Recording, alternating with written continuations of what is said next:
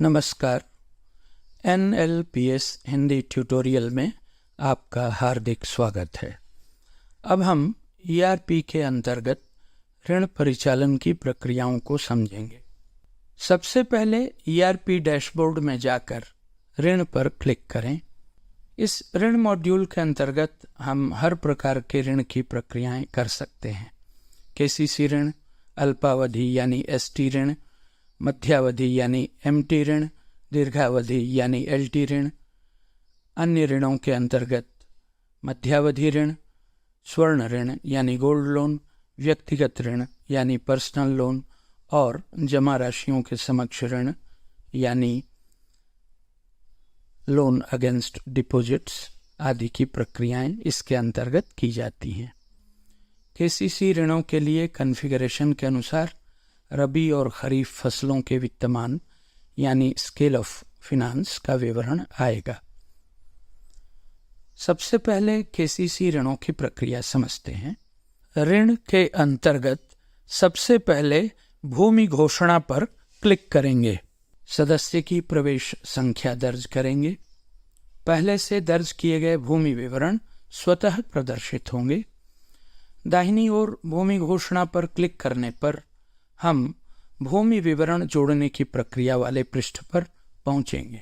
यदि कोई भूमि विवरण किसी कारण से जोड़ना है तो प्लस के निशान पर क्लिक कर उसे वहां जोड़ सकते हैं। इस प्रक्रिया को हम सदस्यता मॉड्यूल के अंतर्गत पहले ही समझ चुके हैं। नीचे भूमि घोषणा पर क्लिक करने पर अभी जोड़ी गई भूमि सहित भूमि विवरण स्वतः प्रदर्शित होगा। उत्पाद के अंतर्गत सामान्य KCC चुनें, फिर फसल चुनें। गांव और सर्वे संख्या स्वतः प्रदर्शित होंगे। अब भूमि घोषणा में उतनी भूमि दर्ज करनी है जिसके आधार पर ऋण लेना है। मूल्य भरें। घोषित भूमि का मूल्य स्वतः आ जाएगा। सुरक्षित करें बटन पर क्लिक करें। सफलता का संदेश आएगा। यदि सभी पात्र सदस्यों की ऋण सीमा का विवरण देखना है और आवेदन करना है तो ऋण सीमा आइकन पर क्लिक करेंगे। इसमें समिति के निर्णय के अनुसार सीमा को थोड़ा बहुत कम अधिक कर सकते हैं। व्यक्तिगत ऋण सीमा के लिए बाईं तरफ स्थित व्यक्तिगत ऋण सीमा के टैब पर क्लिक करेंगे और प्रवेश संख्या दर्ज करेंगे। उत्पाद के अंतर्गत सामान्य KCC का चयन करें। ऋण सीमा जनरेट करें पर क्लिक करें। देखें पर क्लिक करने पर रबी और खरीफ दोनों मौसमों के अंतर्गत विभिन्न फसलों के लिए पात्र ऋण सीमा प्रदर्शित होगी। कॉन्फ़िगरेशन के अनुसार नकद और वस्तु दोनों रूपों में ऋण सीमा दिखाई देगी। समिति चाहे तो निर्णय के अनुसार ऋण सीमा में थोड़ा बहुत कम ज्यादा कर सकती है। सुरक्षित करें पर क्लिक करने पर सफलता का संदेश आएगा। ऋण सीमा के आवेदन के बाद हम ऋण सीमा की मंजूरी यानी स्वीकृति की प्रक्रिया समझेंगे।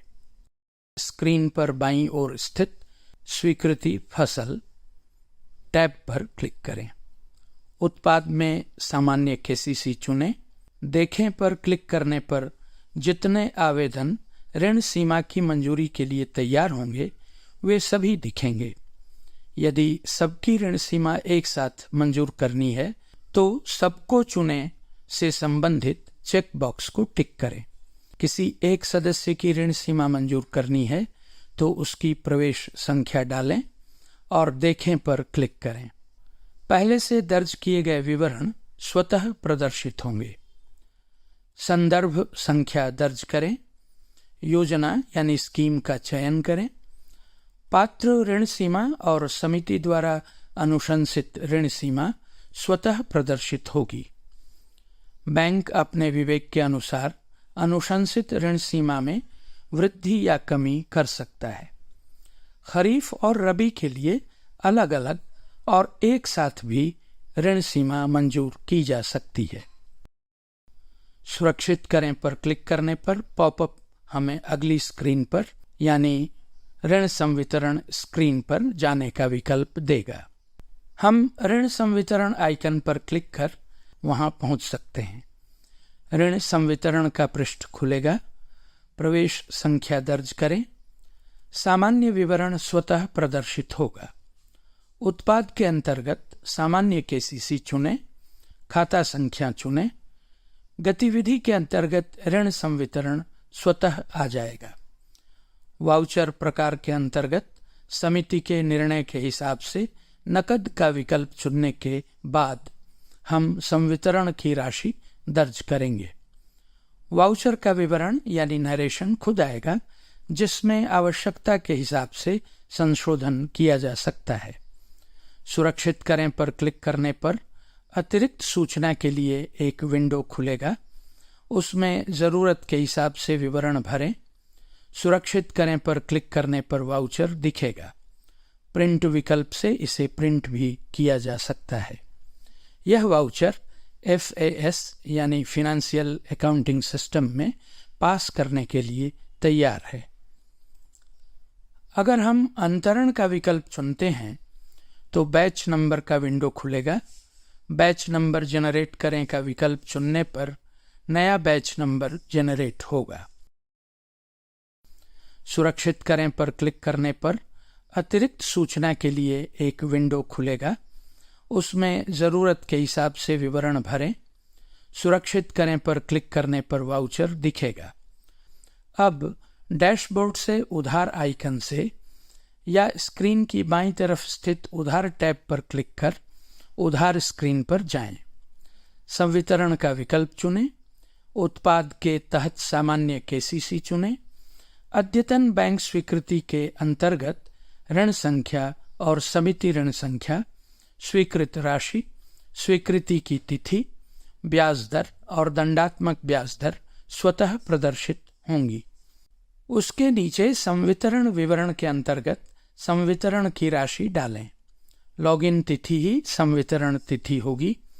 संवितरण का प्रकार, संवितरण का तरीका और देय तिथि स्वतः प्रदर्शित होंगे। वाउचर के प्रकार में अंतरण चुनने के बाद बैच आईडी चुनें। बैच आईडी लिंक हो जाएगा। नीचे आप संवितरण संबंधी विवरण देख सकते हैं। सुरक्षित करें पर क्लिक करें। केसीसी से भिन्न ऋणों के लिए हम ERP मॉड्यूल में ऋण आइकन पर क्लिक करेंगे। फिर ऋण आइकन के अंतर्गत ऋण आवेदन आइकन पर क्लिक करेंगे। एक स्क्रीन खुलेगी। उसमें प्रवेश संख्या दर्ज करें। सदस्य से संबंधित विवरण प्रदर्शित होंगे।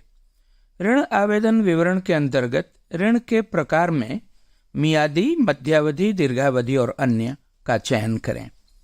अब हम उत्पाद के प्रकार के तहत मध्यावधि यानी MT का चयन करेंगे। चुकौती के प्रकार के अंतर्गत समीकृत मूलधन अर्थात इक्वेटेड प्रिंसिपल पहले से ही निर्धारित है।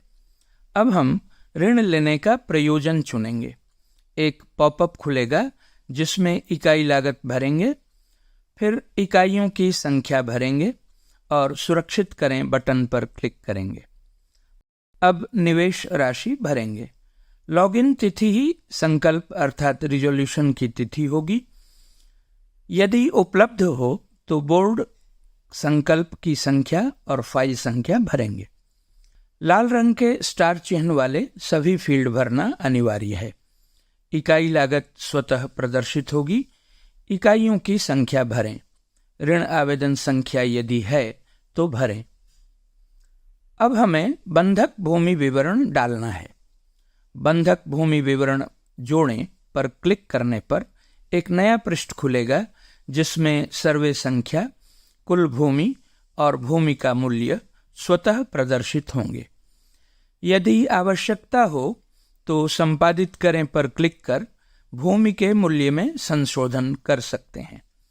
बंधक विलेख अर्थात मॉर्गेज डीड की संख्या और उसकी तिथि भरें।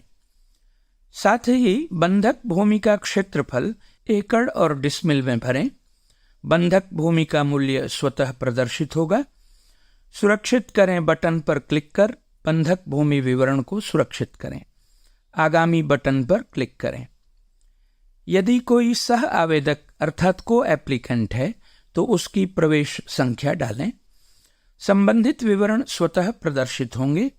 आगामी पर क्लिक करें।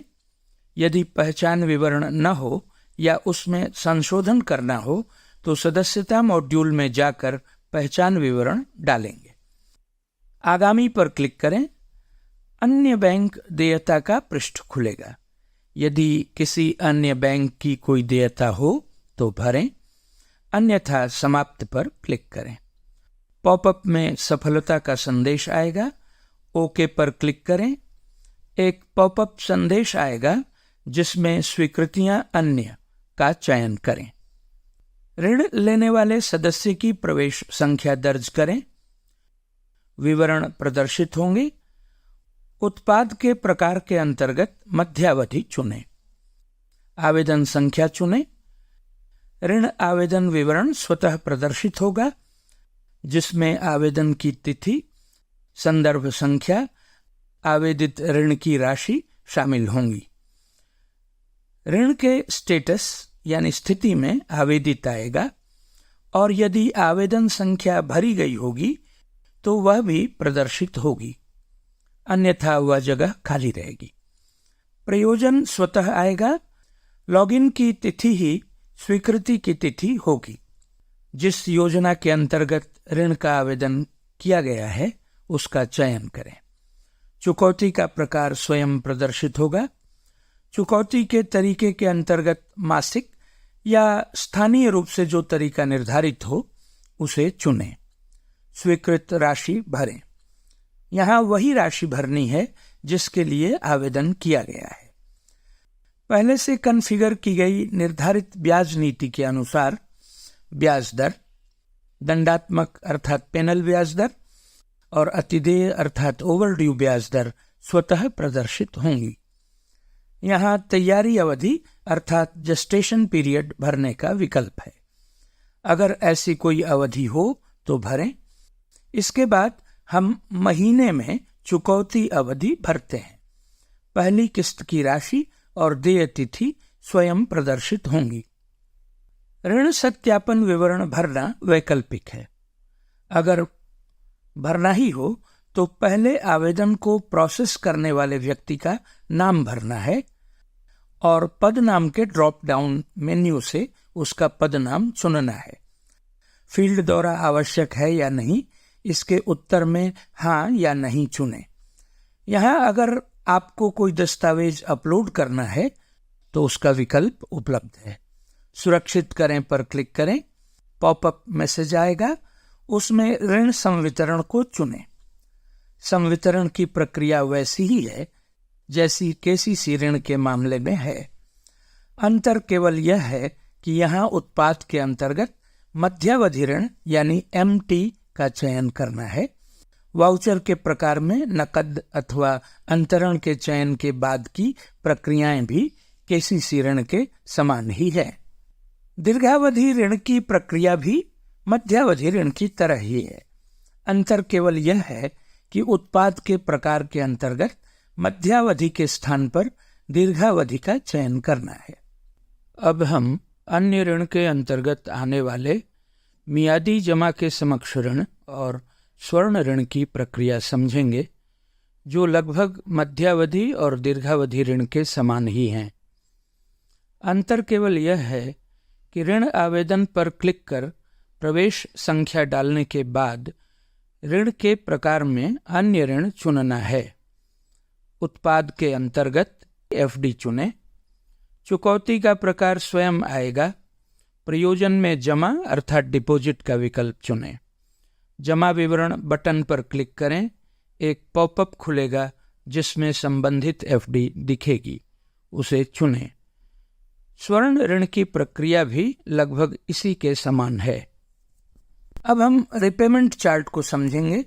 किसी भी प्रकार के ऋण के संवितरण की प्रक्रिया पूरी होने के बाद ऋण मॉड्यूल के अंतर्गत चुकौती चार्ट आइकन पर क्लिक करने पर या स्क्रीन पर बाईं ओर चुकौती चार्ट वाले टैब पर क्लिक करने पर चुकौती चार्ट स्क्रीन पर पहुंच सकते हैं। प्रवेश संख्या दर्ज करें। सदस्य के सभी सामान्य विवरण स्वतः दिखेंगे। उत्पाद विवरण के अंतर्गत संबंधित उत्पाद चुनें। ऋण संख्या चुनें। प्रयोजन, संवितरित राशि और समिति ऋण संख्या स्वतः प्रदर्शित होंगे। लाल स्टार वाले फील्ड भरना अनिवार्य है। नीचे चुकौती चार्ट का पूरा विवरण दिखेगा, जिसमें मूलधन, उपचित ब्याज, किस्त की राशि, बकाया राशि, देय तिथि और ब्याज दर स्वतः आएंगे। अब हम समझेंगे कि सदस्य ने जो ऋण लिया है उस पर मांग कैसे जनरेट होती है। इसके लिए हम सबसे पहले मांग आइकन पर क्लिक करेंगे। एक पॉपअप खुलेगा जिसमें 2 विकल्प हैं, एक व्यक्तिगत मांग और दूसरा समूह की मांग। अगर हम एक सदस्य पर मांग रेज या जनरेट करना चाहते हैं तो उसके लिए हम व्यक्तिगत मांग पर क्लिक करेंगे। ग्राहक सूचना के अंतर्गत प्रवेश संख्या दर्ज कर या खोजे के माध्यम से सदस्य तक पहुंचने पर सदस्य से संबंधित सामान्य विवरण स्वतः प्रदर्शित होंगे। मांग तिथि विवरण में आज की स्थिति की तिथि डाल सकते हैं। नीचे मांग विवरण के अंतर्गत अलग अलग पंक्तियों में वे सभी ऋण प्रदर्शित होंगे जिनमें मांग जनरेट करनी है। प्रिंट के लिए 2 विकल्प हैं, एकल और सभी, जिन पर आवश्यकता के अनुसार क्लिक कर प्रिंट लिया जा सकता है।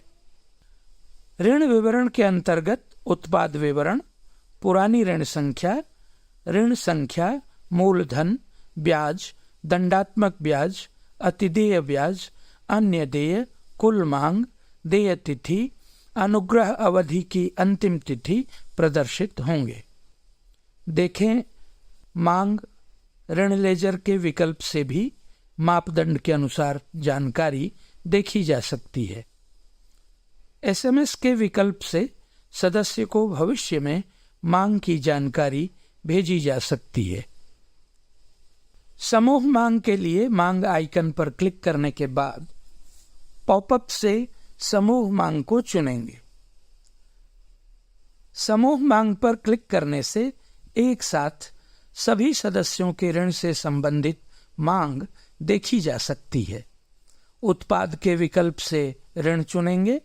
गांव, योजना, चयन मानदंड और जिस तिथि तक की मांग की गणना करनी हो वह तिथि चुनेंगे और देखें पर क्लिक करेंगे। गणना की प्रक्रिया शुरू हो जाएगी। प्रक्रिया के पूर्ण होने तक प्रतीक्षा करें। पॉपअप में प्रक्रिया पूर्ण होने का संदेश आएगा। ओके पर क्लिक करें। नीचे की पंक्तियों में सभी ऋण दिखाई देंगे। इसमें फिल्टरों के विकल्प के माध्यम से खोज भी की जा सकती है और अलग अलग प्रोफाइल की रिपोर्ट और समग्र प्रोफाइल रिपोर्ट के विकल्प से रिपोर्ट देखी जा सकती है और उसे प्रिंट भी किया जा सकता है। अब हम ऋण की अस्वीकृति यानी नामंजूरी की प्रक्रिया समझेंगे। ऋण अस्वीकृति आइकन पर क्लिक करें। यहाँ आवेदन किए गए सभी ऋण प्रदर्शित होंगे। अगर सभी ऋण आवेदनों को अस्वीकृत करना है तो सबको चुने के चेक बॉक्स को टिक करें, जिससे सभी ऋण आवेदन चयनित हो जाएंगे। यदि एक या कुछ ही आवेदित ऋणों को अस्वीकृत करना है तो उस एक ऋण या अस्वीकृत किए जाने वाले ऋणों की पंक्ति से संबंधित चेक बॉक्स टिक करें। अभियुक्ति के विकल्प में टिप्पणी दर्ज करें और सुरक्षित करें बटन पर क्लिक करें। पॉपअप में सफलता का संदेश आएगा और संबंधित ऋण आवेदन रद्द हो जाएंगे। आइए अब हम ऋण संग्रहण अर्थात लोन कलेक्शन की प्रक्रिया समझें। ऋण मॉड्यूल में ऋण संग्रहण आइकन पर क्लिक करें। प्रवेश संख्या डालें। सदस्य का विवरण प्रदर्शित होगा। लॉगिन तिथि ही लेन देन की तिथि और वास्तविक लेन देन तिथि होगी। उत्पाद चुनें। ऋण संख्या चुनें। गतिविधि के प्रकार के विकल्प में से ऋण संग्रहण चुनें। वाउचर का प्रकार चुनें। यदि नकद है तो नकद चुनें और अंतरण है तो अंतरण चुनें। अंतरण की प्रक्रिया हम पहले ही अच्छी तरह समझ चुके हैं। अभी हम नकद चुनते हैं। समिति की कोई मैनुअल संख्या है तो डालें, राशि भरें। नीचे उत्पाद कॉन्फ़िगरेशन के अनुसार पूरी संग्रहण राशि मूलधन, ब्याज, दंडात्मक ब्याज और अतिदेय ब्याज में स्वतः विभाजित हो जाएगी, जिनमें सुविधा के हिसाब से परिवर्तन किया जा सकता है, लेकिन परिवर्तित राशियों का जोड़ कुल संग्रहण राशि के बराबर होना चाहिए। नीचे विवरण अर्थात नरेशन आएगा, जिसमें आवश्यक होने पर संशोधन किया जा सकता है। सुरक्षित करें पर क्लिक करें। पॉपअप में पुष्टि के लिए हाँ पर क्लिक करें। अगले पॉपअप में सफलता का संदेश आएगा। ओके पर क्लिक करने पर वाउचर जनरेट होगा, जिसे प्रिंट पर क्लिक कर प्रिंट किया जा सकता है। FAS में वाउचर को पास करने पर सदस्य के ऋण का संग्रहण हो जाएगा। अब हम देखेंगे कि चूककर्ता यानी डिफॉल्टर की क्या प्रक्रिया है। हम सबसे पहले चूककर्ता आइकन पर क्लिक करेंगे, फिर हम उत्पाद का चयन करेंगे। इसके बाद अगर हमें मांग को फिर से जनरेट करना है तो पुनः मांग जनरेट करें के चेक बॉक्स को क्लिक करेंगे। अब देखें पर क्लिक करेंगे तो प्रक्रिया शुरू होगी। प्रक्रिया पूर्ण होने की प्रतीक्षा करें, किसी बटन पर क्लिक न करें। पॉपअप में सफलता का संदेश आएगा, ओके पर क्लिक करें। अब नीचे चूककर्ता विवरण के तहत सभी ऋणों के विवरण आएंगे, जो NPA अर्थात अनर्जक आस्तियों की श्रेणी के अनुसार अलग अलग रंगों में दिखाई देंगे। उदाहरण के लिए मानक अर्थात स्टैंडर्ड आस्तियां हरे रंग की पृष्ठभूमि में होंगी। नीचे अलग से NPA श्रेणीवार विवरण के अंतर्गत निर्दिष्ट रंग के वृत्त के नीचे मानक, अवमानक, संदिग्ध 1 और संदिग्ध 2 श्रेणियों के तहत कुल खातों की संख्या और कुल राशि भी प्रदर्शित होंगी। रिपोर्ट विकल्प पर क्लिक कर इस सूची को एक्सेल या PDF में प्रिंट किया जा सकता है। अब हम समझेंगे कि ऋण की रिपोर्ट कैसे देख पाएंगे। इसके लिए सबसे पहले हम दाहिनी ओर रिपोर्ट आइकन पर क्लिक करेंगे। यहाँ 3 प्रकार की रिपोर्टें देखी जा सकती हैं, अन्य, CAS और MIS। उदाहरण के रूप में हम यहाँ ऋण खाता बही अर्थात लोन लेजर का चयन करेंगे। यहाँ हम एक सदस्य का ऋण देख सकते हैं। प्रवेश संख्या दर्ज करेंगे, उत्पाद चुनेंगे और फिर ऋण संख्या चुनेंगे। देखें पर क्लिक करने पर रिपोर्ट दिखाई देगी, जिसको डाउनलोड या प्रिंट किया जा सकता है।